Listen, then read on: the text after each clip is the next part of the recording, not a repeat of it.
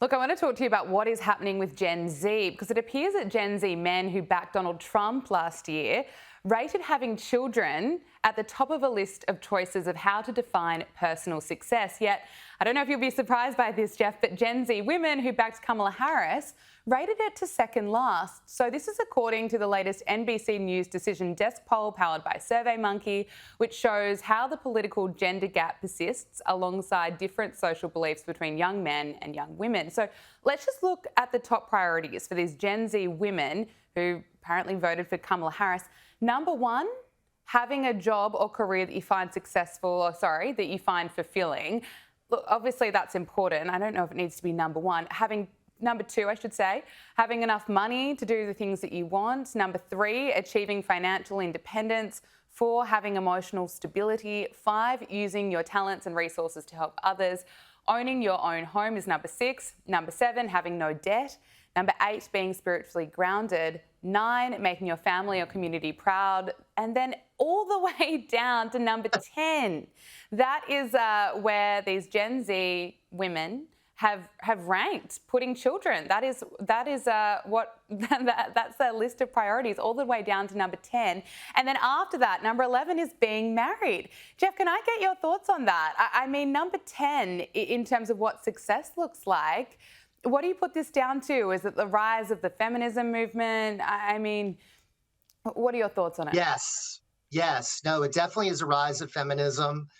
You've seen, I think, women take a greater interest in a career than getting married and having children. That they view that as not progressive. They view that as being, traditional, old-fashioned. And I think you see it in the election results. I mean, if the election were just women, Republicans would never win. I mean, Donald Trump did very well among young men. He did very poorly among young women. So there's a massive gender gap that's getting bigger as the years go by. So that is a problem. I mean, the United States is not having the kind of fertility rate that we need to replicate our population and to grow our country. So I know people like Elon Musk and others are very worried about that. And I think it is a very serious problem. So I don't know what it's going to take to bring men and women together politically to have interest in having families again.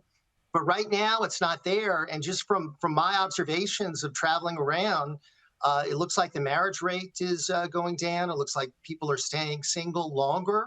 Mm-hmm. And if they do get married, fewer are having kids. And certainly you're not seeing the kind of larger families that you had. Like I come from a family of 6.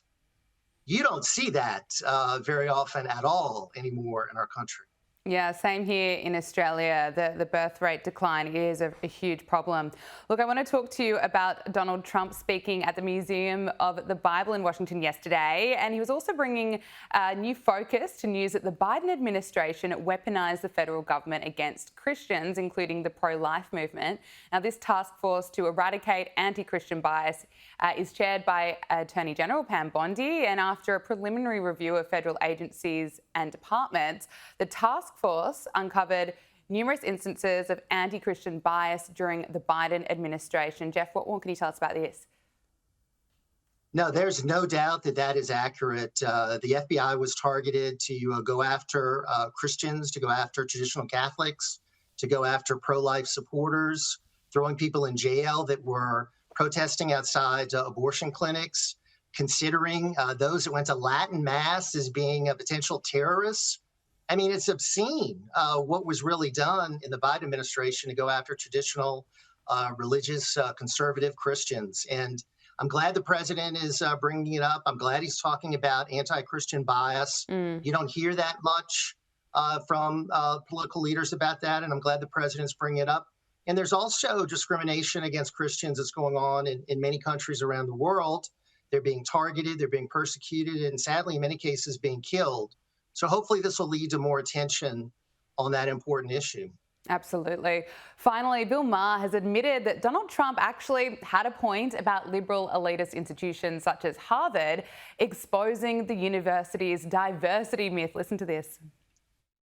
Yes, you can move too far left. And when you do, you wind up pushing the people in the middle to the right. At its worst, Canada is what American voters think happens when there's no one putting a check on extreme wokeness. They say in politics, liberals are the gas pedal and conservatives are the brakes. And I'm generally with the gas pedal, but not if we're driving off a cliff. Sweden opened its borders to over 1.5 million immigrants since 2010, and now 20% of its citizens are foreign-born, and its education system is tanking, and it has Europe's highest rate of gangland killings, to which liberals say blaming immigrants for the rising crime rate is racist. Yeah, but is it true? Of course it's true. It's not a coincidence the quality of life went down after the Somali gangs started a drug turf war using hand grenades. Calling it racist doesn't solve the problem.